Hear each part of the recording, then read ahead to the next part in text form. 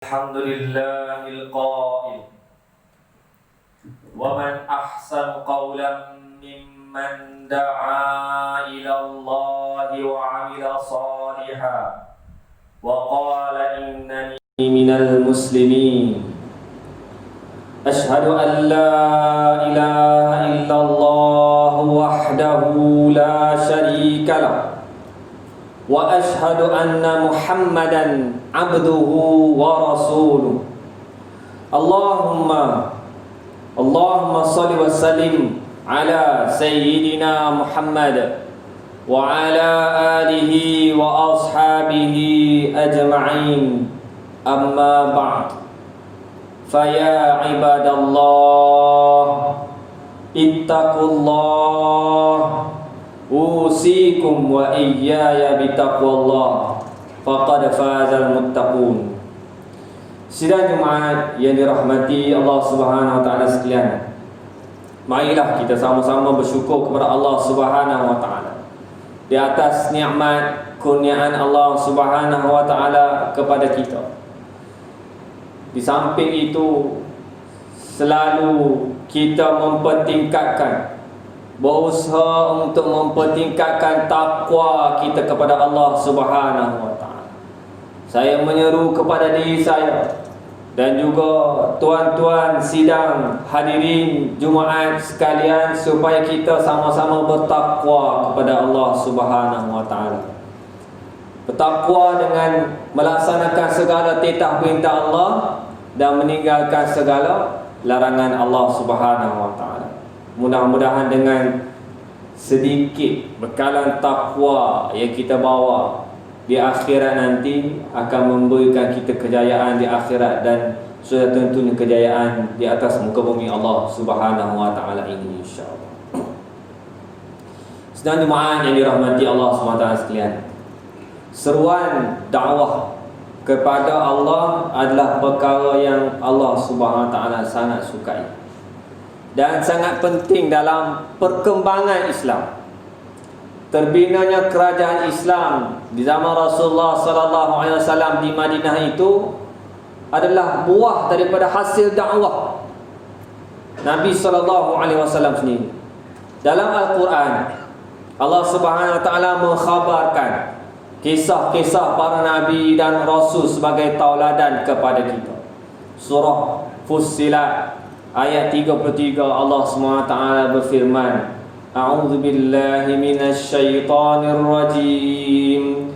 Wa man ahsanu qawlan mimman da'a ila Allah wa 'amila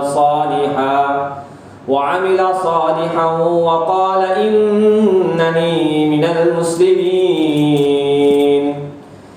Maksudnya, dan tidak ada perkataan yang lebih baik perkataannya daripada orang yang menyeru kepada mengesahkan dan mematuhi perintah Allah Subhanahu wa taala, serta dia sendiri mengerjakan amal yang soleh sambil berkata, sesungguhnya aku adalah orang Islam, yakni orang yang menyerah bulat-bulat kepada Allah Subhanahu wa taala.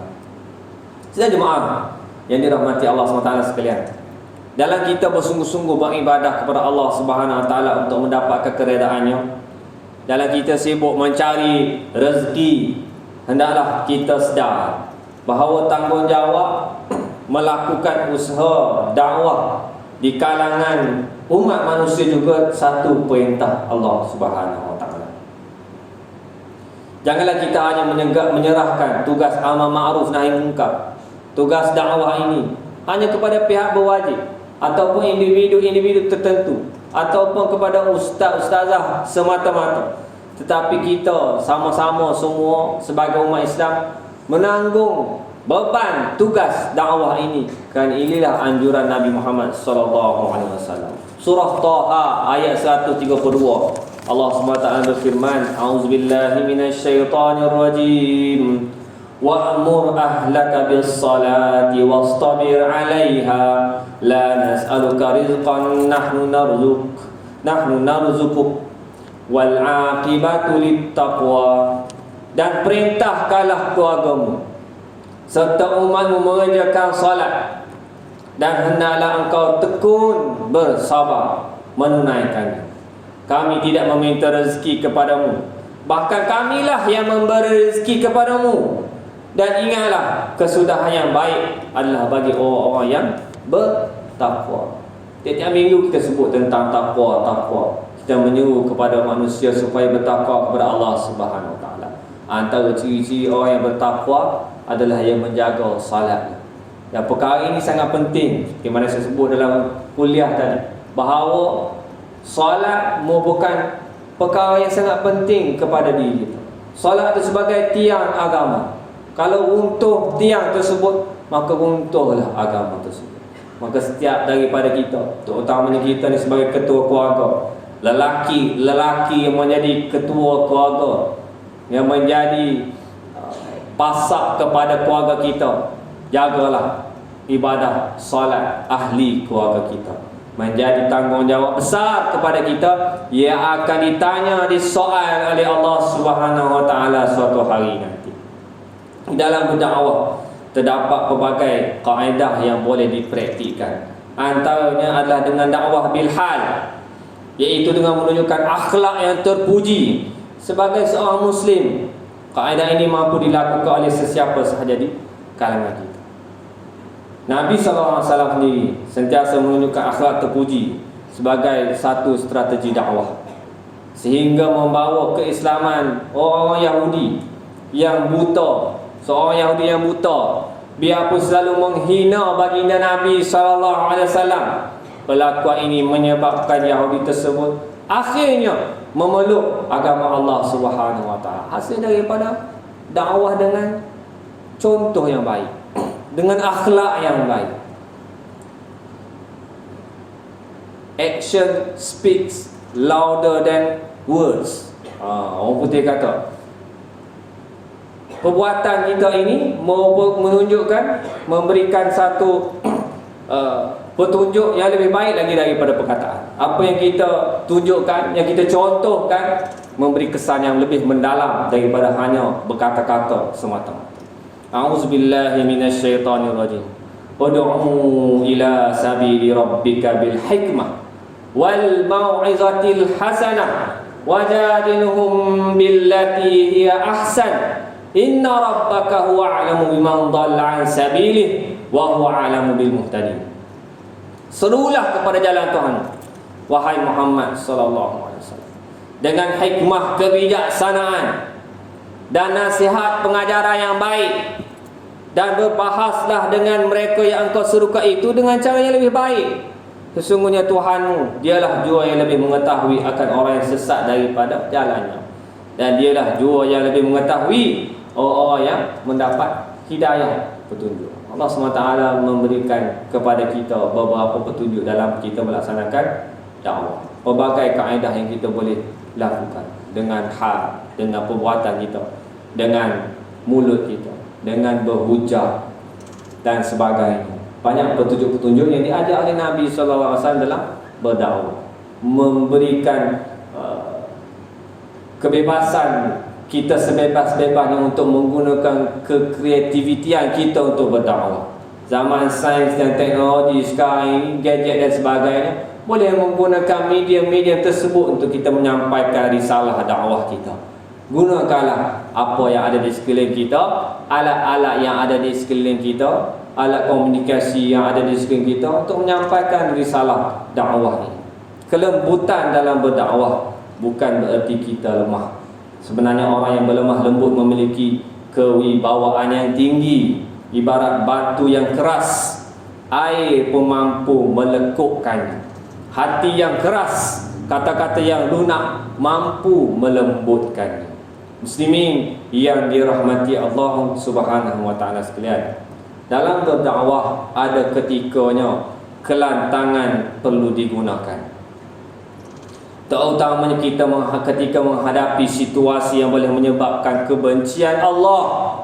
Umpamanya ketika hukum Allah Subhanahu Wa Taala dipersendakan, maruah Islam dicabuli, Rasulullah sallallahu alaihi wasallam dihina.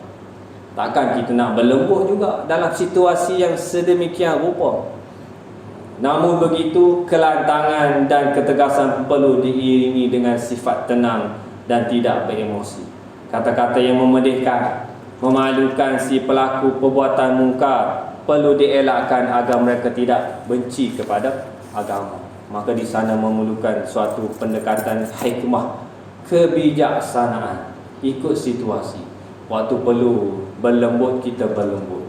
Waktu kita berkeras, kita perlu berkeras. Melihat kepada situasi, kitalah yang memilih cara yang sesuai dengan mad'u orang yang kita sampaikan risalah tersebut. Sebagai contoh, Rasulullah sallallahu alaihi wasallam tegas negur seorang kanak-kanak dengan kaedah bimbingan. Nabi sallallahu alaihi wasallam berpesan kepada Umar bin Abi Salamah radhiyallahu anhu. Nabi sallallahu alaihi wasallam kata, "Ya bulan, samillah wa kul bi yaminika wa kul mimma yalika." Maksudnya, wahai anakku, makanlah dengan menyebut nama Allah, makanlah dengan tangan kanan, makanlah makanan yang dekat dengan kamu. Riwayat Bukhari dan Muslim. Contohilah pribadi Rasulullah sallallahu alaihi wasallam junjungan kita. Nabi sallallahu alaihi wasallam kerana baginda adalah contoh kehidupan yang terbaik sehingga hari kiamat. Sebuah hadis yang diriwayatkan oleh Abu Saleh radhiyallahu anhu bahawa Rasulullah sallallahu alaihi wasallam bersabda, "Innama ana rahmatun muhdatun." Sesungguhnya aku ini adalah rahmat yang dihadiahkan oleh Allah Subhanahu wa taala kepada seluruh alam. Sidang muslimin yang dicintai Allah Subhanahu wa taala sekalian, dengan dakwah syariat dapat dihidupkan. Kecintaan kepada Islam akan meresap dan menyerap ke dalam hati sanubari setiap manusia. Islam akan dilihat indah walau di mana kita berada.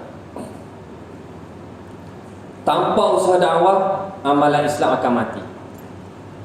Tanpa usaha dakwah, orang Islam akan hidup bertuhankan nafsu. Tanpa usaha dakwah, manusia akan jatuh ke lembah api neraka Allah Subhanahu wa taala. Lihatlah bagaimana Rasulullah sallallahu alaihi wasallam membimbing para sahabat melalui dakwah baginda. Sedangkan dahulunya tidak mengenal Allah Subhanahu wa taala, tetapi akhirnya mereka berubah menjadi contoh ikutan kepada seluruh dunia sehingga hari kiamat. Nabi SAW dan para sahabat meninggalkan kita dah 1400 tahun dahulu, lama. Tetapi kita masih lagi mengikuti jejak langkah mereka. Kerana apa? Berkat tarbiyah usaha dakwah Nabi Muhammad SAW. Maka kita ini adalah di antara mata rantai perjuangan Nabi SAW. Maka kita perlu melaksanakan seperti apa yang dilakukan oleh Nabi SAW. Kita kadang-kadang sedih apabila kita pergi ke satu tempat di luar negara, kan, di kampung-kampung. Apabila dakwah itu tidak disebar luaskan, majlis-majlis ilmu tidak diamalkan, masyarakat akan semakin lama semakin jauh daripada Islam. Di pedalaman Sabah dan Sarawak, dulu ada masjid, ada tok imam, hilang terus tok imam. Tak ada, mati tok imam, mati terus surau atau masjid tersebut. Sebab apa? Sebab tidak melaksanakan usaha dakwah untuk melahirkan pelapis-pelapis yang akan menggantikannya apabila dia meninggalkan dunia yang fana. Maka kita kena berbuat sesuatu. Jaga diri kita, jaga keluarga kita. Mengakhiri khutbah ini, di sini mimbar ini berkongsi beberapa saranan yang mampu menjayakan usaha dakwah. Antaranya pertama, seorang pendakwah perlu meningkatkan amal soleh secara konsisten. Kita tingkatkan amal kita secara peribadi. Yang kedua, seorang pendakwah perlu sentiasa bermuhasabah tentang keberkesanan usaha-usaha dakwah. Ketiga, berdakwah perlu dilaksanakan mengikut kadar kemampuan golongan sasaran dakwah. Dan yang terakhir, seorang pendakwah perlu menegur dengan hikmah dan bijaksana. Akhirnya, khatib ingin menegaskan bahawa kita sebagai para pendakwah janganlah bersedih sekiranya dalam melaksanakan usaha dakwah ada segelintir manusia bangun menentang, ada segelintir manusia bangun menghina, Ada manusia yang memandang sinis, malah mentertawakan kita. Ini semua adalah ujian kecil daripada Allah Subhanahu wa taala. Sebagai tarbiyah dan sebagai proses pengislahan menjadi dakwah, menjadi pendakwah yang sebenar-benar. A'udzubillahi minasyaitonirrajim. Wal 'asr innal insana lafi khusr illa alladhina amanu wa 'amilus solihati wa tawasaw bil haqqi wa tawasaw bis sabr. Barakallahu li wa lakum bil kitab was sunnah wa nafa'ani wa iyyakum bil ayati wal hikmah. Aqulu ma sami'tum wa astaghfirullahal azima li wa lakum wa lisa'il muslimina wal muslimat wal mu'minina wal mu'minat al ahya'i minhum wal amwat bi rahmatika ya arhamar rahimin.